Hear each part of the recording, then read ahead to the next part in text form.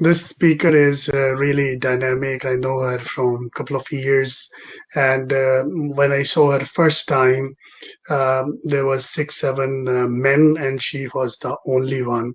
So that time I felt that look, she has to do something about the gender equality.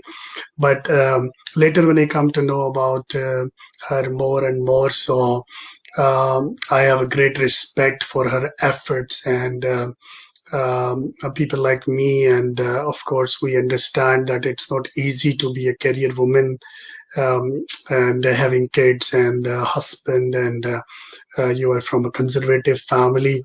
So I will introduce you with Asma Jan Muhammad. She is a chartered accountant. She got the Chartered Accountant Woman of the Year 2019 award. She was born in a conservative middle class family.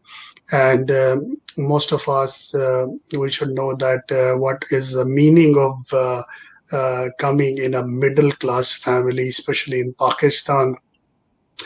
And I mean, it's really hard. You can't imagine how difficult it is to where you have to generate your own resources for study, for health, for career. You have to find an audit firm, and then you find a job. This is by your own self. It's really, really tough. So she had to struggle from the early life. She realized early in life that she did not want to be suffocated. So that's the first symptom of a woman that leads to a successful career, where she decide that she's not going to stop, and she is not going to be suffocated and cleaning pots in the home only. She'll pursue a career, a life, and she will give a better life to her family. So she decided to be educated and self-reliant throughout her school and college life.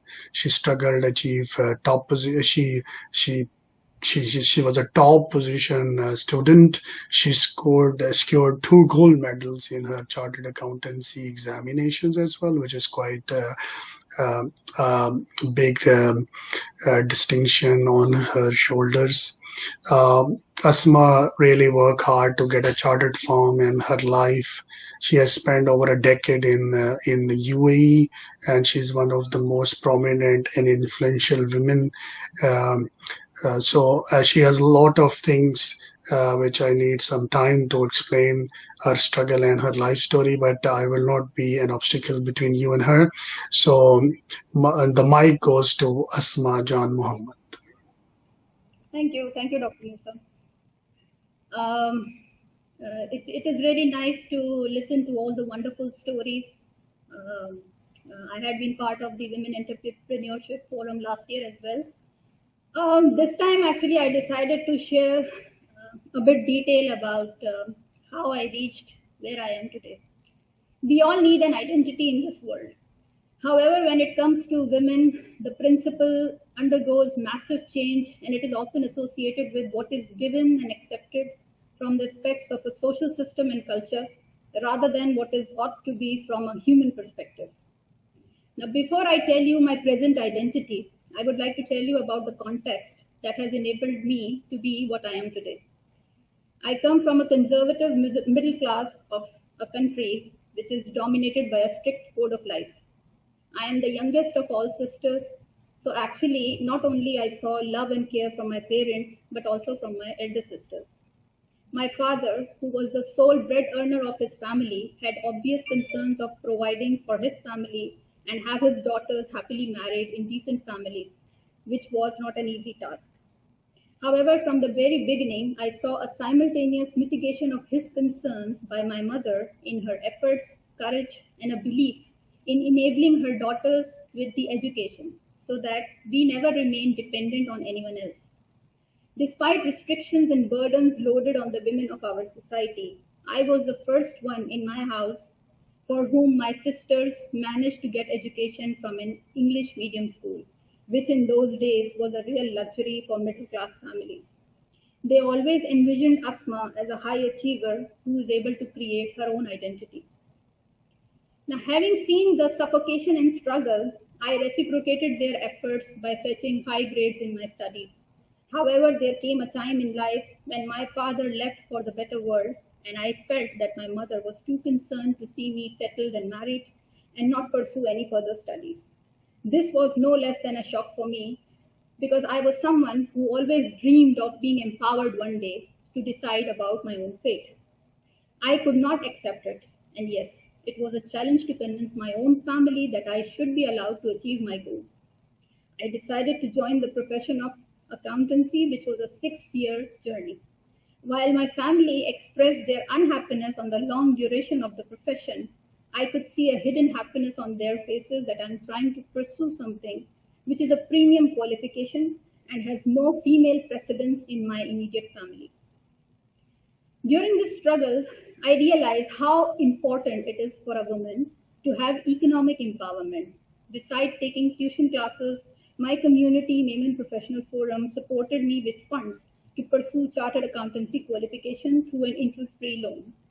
Life during the training period for professional qualification was not easy either. Ratio of female trainees was low with time management issues, which actually discounted work exposure and equal opportunities for females. I would not say I never regretted.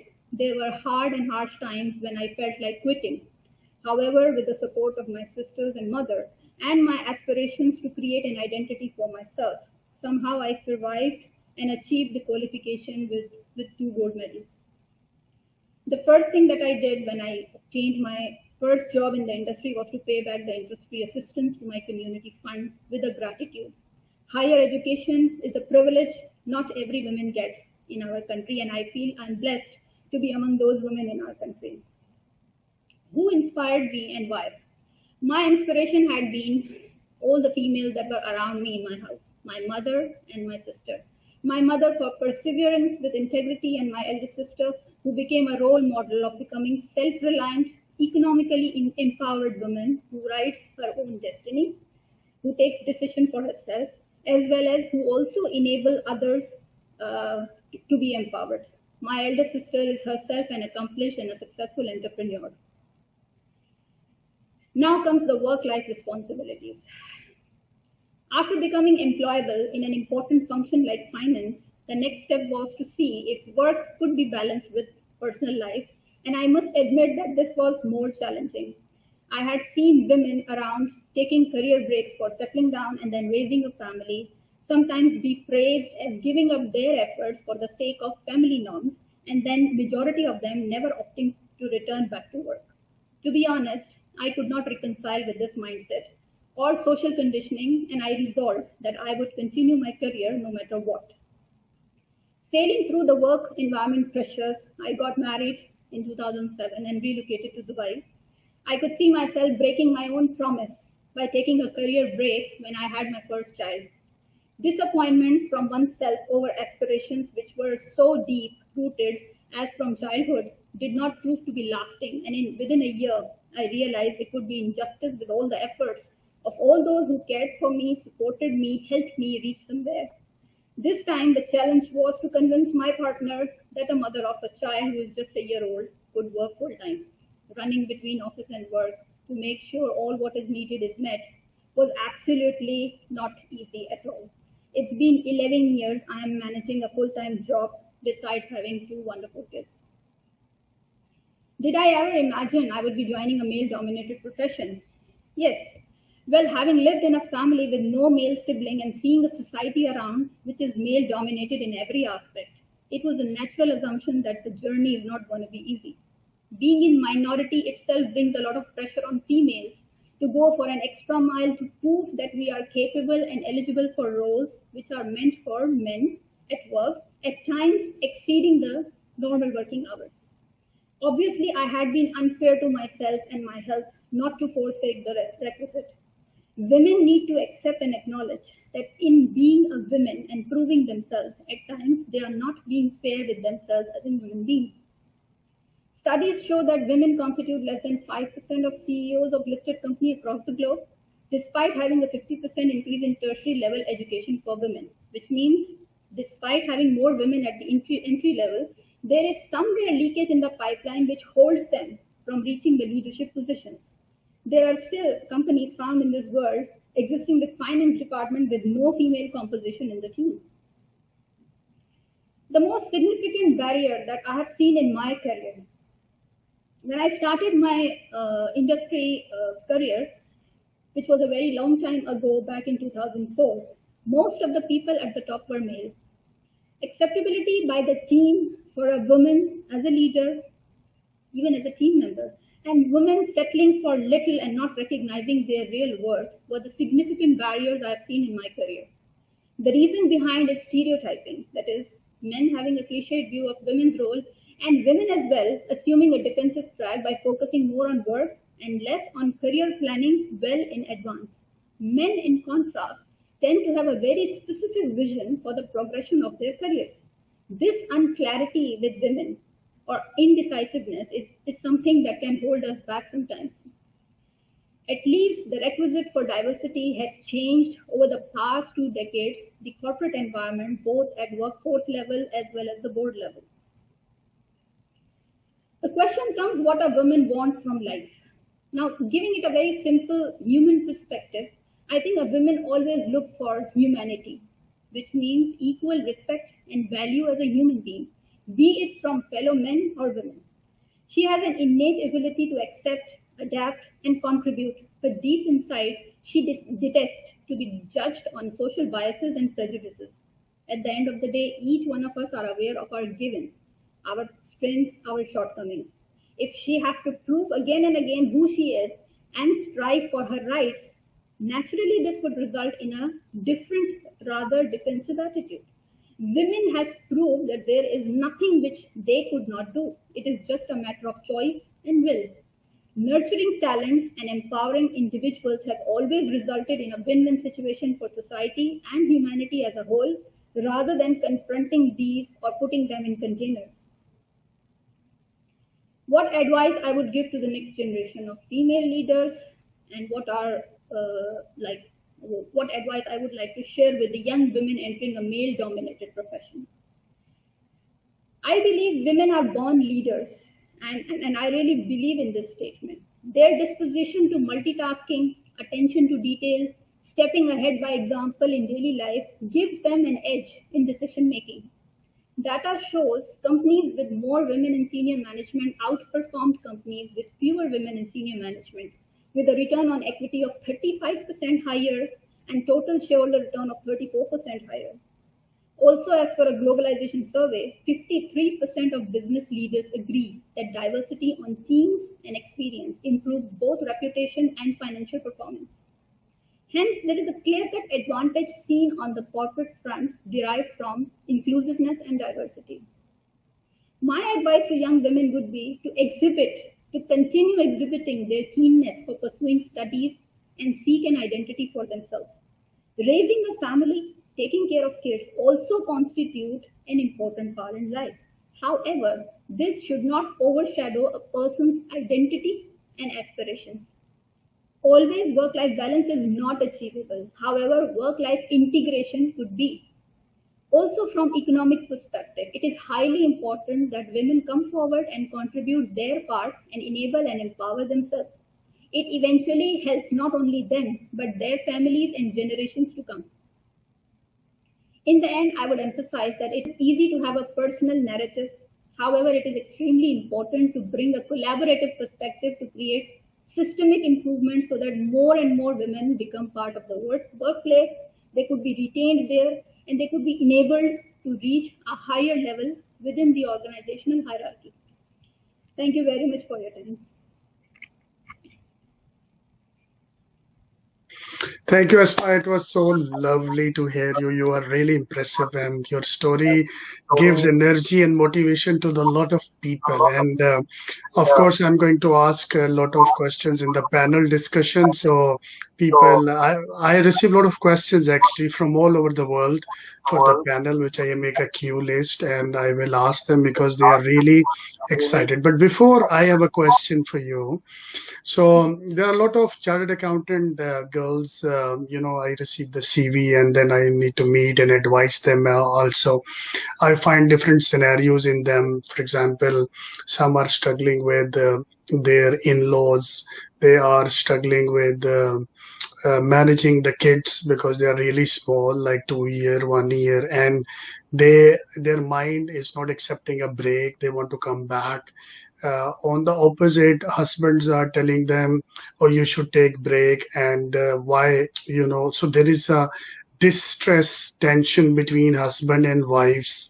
Okay, top of this, husband income is less, wife or means the chartered accountant girl, of course their incomes are better than their husband sometimes. So I see a complete mess in their life. I can see there is a flying bird who want to fly on the skies, but once they try to fly, they have kids to hold their legs, and in-laws is pull the legs, and husband is watching and looking what to do. So for such kind of complex scenarios, I want you to directly advise your female audience across the globe. It's not only an issue in Pakistan. I face a lot of issues similar from India, from Southeast Asia, and even Arabs countries also like Jordan, Palestine. So I want your real advice because you had a struggle of your life. You have kids, you have a husband. So how you manage your life and what people should do if they are into a more complex scenarios. I would suggest two things. Of course, my husband is listening, and I don't know what is he going to feel about it. But I think the most important part in the whole scenario is when you start a family, it's about two human beings and their kids. So the more you involve another, the more you involve intrusions from in-laws or from relatives, there is no end to it. So it is about two human beings sitting together, talking about the issue, doing a give and take, understanding each other's narrative as a human being, respecting each other as and accepting each other as a human being. Because when you get married, perhaps husband is not aware of the struggle and effort that wife has done. For instance, I talk about my profession. It's a 6 to 7 year long journey, and which is not easy. And even, if you go beyond, there is again a lot of struggle for females to come and opt for this profession. Husbands are not aware, who are not from this profession, they are not aware of what the lady has actually gone through and reached that stage. It's about telling each other the realities. It's about talking. It's about accepting what is given. It's about also realizing the value that after so many years of effort, a person is going to contribute, for instance, to the corporate sector or to the business world. It's about not putting efforts in vain. It's about not extinguishing everything in the name of family life. The more you bring people in as intruders or as decision makers in your life, definitely they have no idea how you have struggled and how you have reached and where you want to reach. So it's about sitting down, and I really liked an idea from one of my friends. In their community, they have a system of counseling. So there are counselors available, and people should actually talk about the issues and reach out to some counselors' help rather than not talking about it, rather than converting the issue into something else, into behavioral problems, into bringing issues in family life. This is, I think, something which is suggested, and it should be promoted. It can also be promoted for all the individuals who are qualified before they get married. So it should be part of a counseling sessions before they get married to actually know who they are getting married, what their aspirations are, do they really accept each other into what they want. I think the more you talk about it and the more you agree and adjust, it becomes so easy. Naturally, it's not one person's job. When you talk about kids, taking care of small kids, it's not a one person's job. I would not say it is just about a working lady taking care of kids. My husband has been supporting me in raising my kids. And that is one big reason that I have been able to not discount a full-time job. So I think it's about talking, and it's about creating opportunities for people so that they can come forward and share their concerns before they actually, become a mess in That's great. I think this is very insightful, and I would love to see such kind of husbands who are very supportive, and maybe in some other time.